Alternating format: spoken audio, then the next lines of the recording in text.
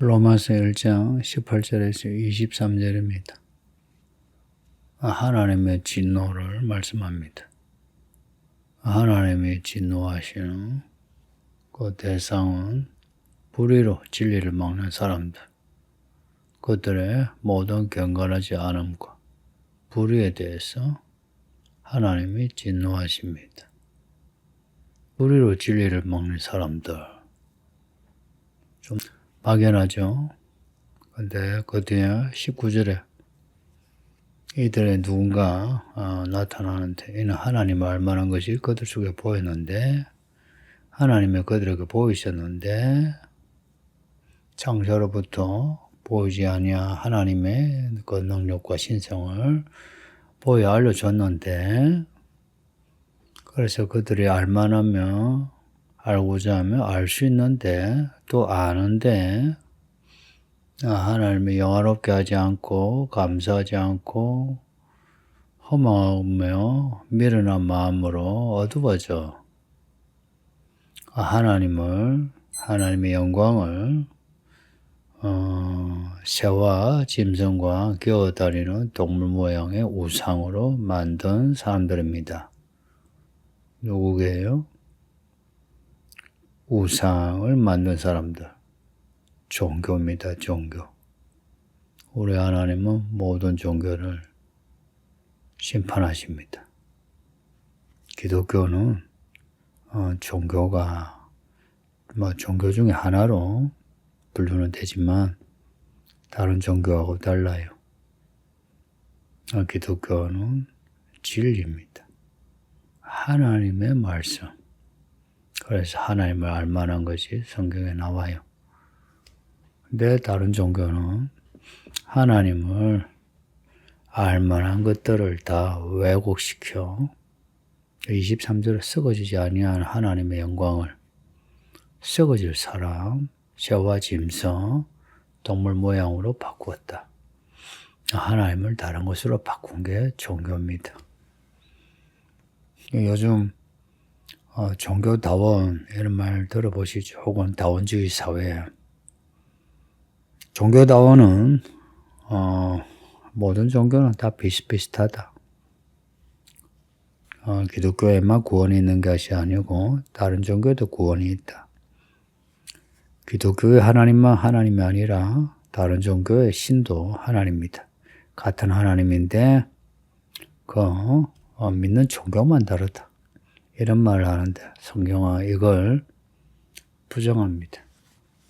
성경의 하나님만 하나님이십니다.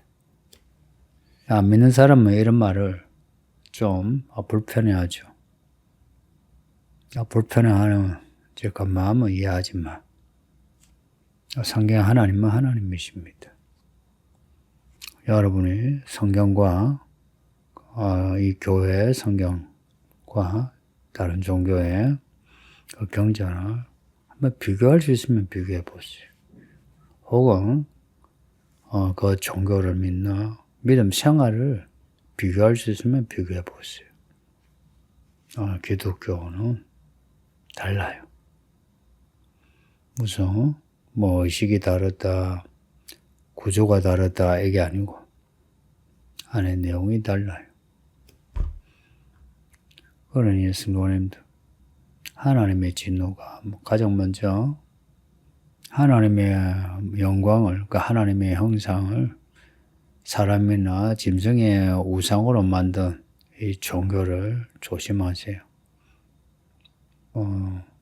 다 종교를 배격한다, 이런 말을 듣는데 다 종교를 배격하는 건 맞아요.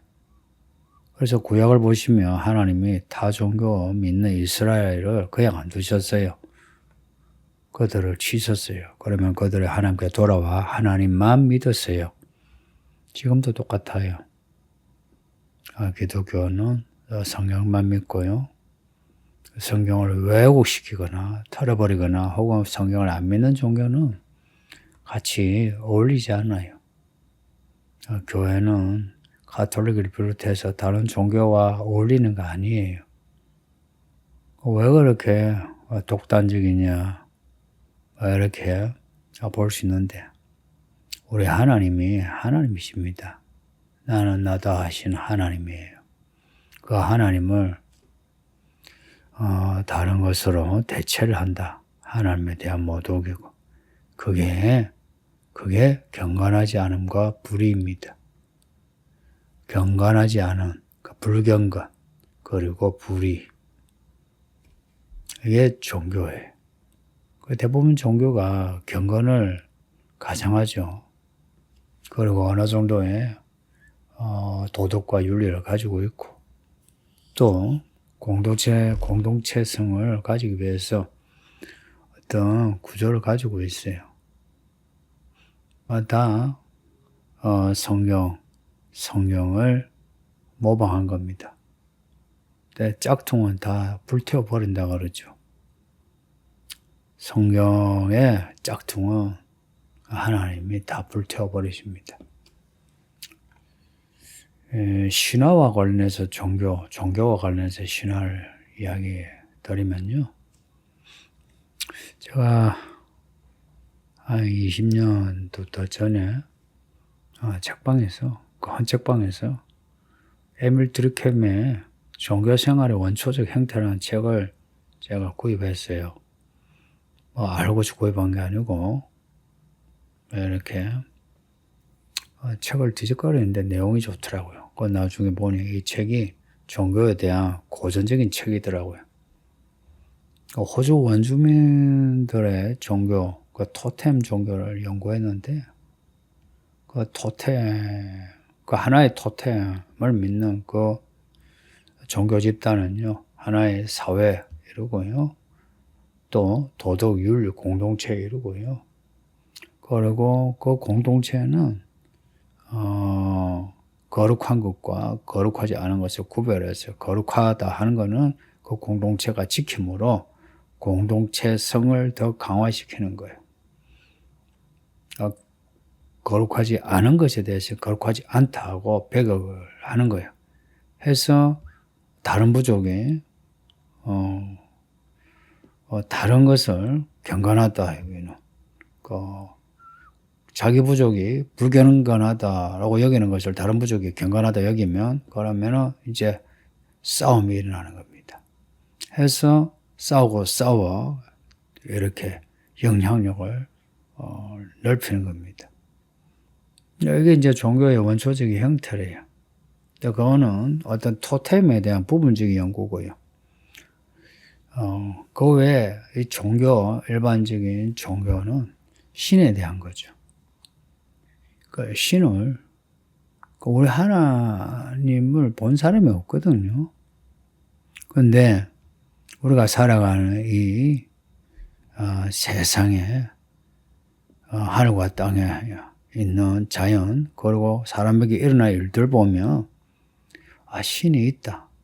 하나님이 계시지 않으면 이런 일이 없지.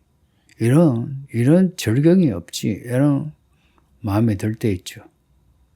그래서 신을 생각하는 거예요. 그 신을 믿는 겁니다. 근데 성경에 하나님을 놔두고 신을 자기들이 만들어요. 해서 하나님을 같은 하나님이라 이름은 부르지만 신으로 해서 세계의 기원에 대해서 혹은 인생의 길에 대해서 또 사회에 가야 할 방향에 대해서 혹은 구조에 대해서 이 종교가 하나하나 이렇게 내용을 만드는 겁니다. 이런 종교는 결국 성경 하나님을 놔두고 자기들이 하나님을 만든 것밖에 안 되죠. 그게 23절에 하나님의 영광을 사람의 우상으로 만들었다. 그 우상을 이렇게 세워놓지 않아도 성경 하나님을 놔두고 다른 것을 하나님으로 믿는 범실론이 이런 경우가 많죠. 이런 종교는 하나님이 진노하십니다. 이 종교 범주 안에 신화가 있죠. 제일 처음 나왔다고 하는 수메르 신화, 바벨론 신화, 그리스 로마 신화, 이집트 신화, 중국 신화, 일본 신화, 단군 신화, 이런 신화는 종교 안에 이제 있는 부분인데 뭔가 상징이 많죠, 그죠? 그 뭐 어떤 역사성 같은 거는 안 따지지 않고 뭐 옛날에 하면서 그 창조에 대해서 혹은 인간의 기원에 대해서 내용을 만들어요. 이게 자꾸 입에서 입으로 이제 전해지면서 신화로 정착이 되는데 이제 이 신화가 이제 종교가 이래 접목이 되면 그 종교의 경전이 되는 거죠. 성경은 이런 신화도 배격합니다. 여러분이 창세기 읽으면서 신화 같은 부분을 보셨나요? 신화와 뭐가 다를 것 같아요? 신화는 언유와 상징이 많아요. 그런데 성경은 창세기 1장만 봐도 신화가 아니라 어느 시간대나 나오지 않지만 대체 하나님이 나오는데 사건, 역사성을 강조하고 있어요. 그 뒤에 가인과 아벨의 이야기, 또 노아 이야기, 바벨탑 이야기, 이 또한 그 시계를 적지는 않지만 역사성을 강조하고 있어요.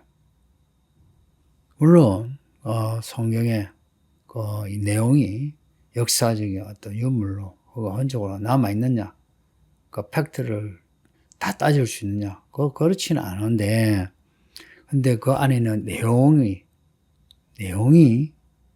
역사성을 강조해요. 예를 들면 하나님은 끝없이 출애굽 이야기를 하세요. 그리고 아브라함과 이삭, 야곱 이야기를 하세요. 이런 패턴은 다른 종교에는 안 나와요. 그래서 성경은 그 자체의 어떤 역사성을 강조하면서 하나님이 살아계시다는 겁니다. 살아계시니까 하나님을 종교와 신화는 죽은 하나님으로 만드는 거예요. 죽은 하나님으로.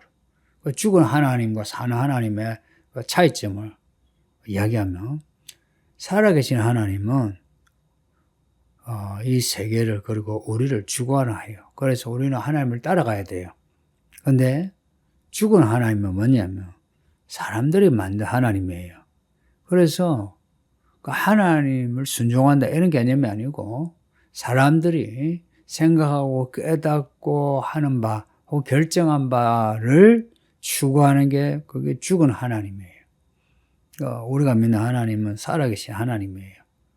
그래서 우리가 교회를 다닌다 할 때 하나님께 배우고 하나님께 도움을 청하고 하나님께 순종한다 이러지 그 다음에 뭐 우리가 다른 어떤 일을 하는 내용이 나와요.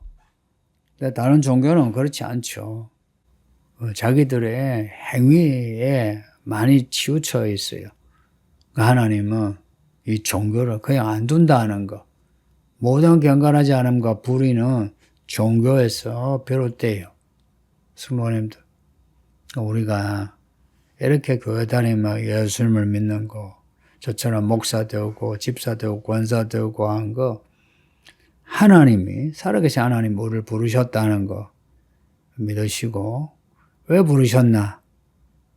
이 하나님의 복음을 전하라고 부르셨다는 거 믿고 이 복음의 일꾼이 되시기를 바랍니다.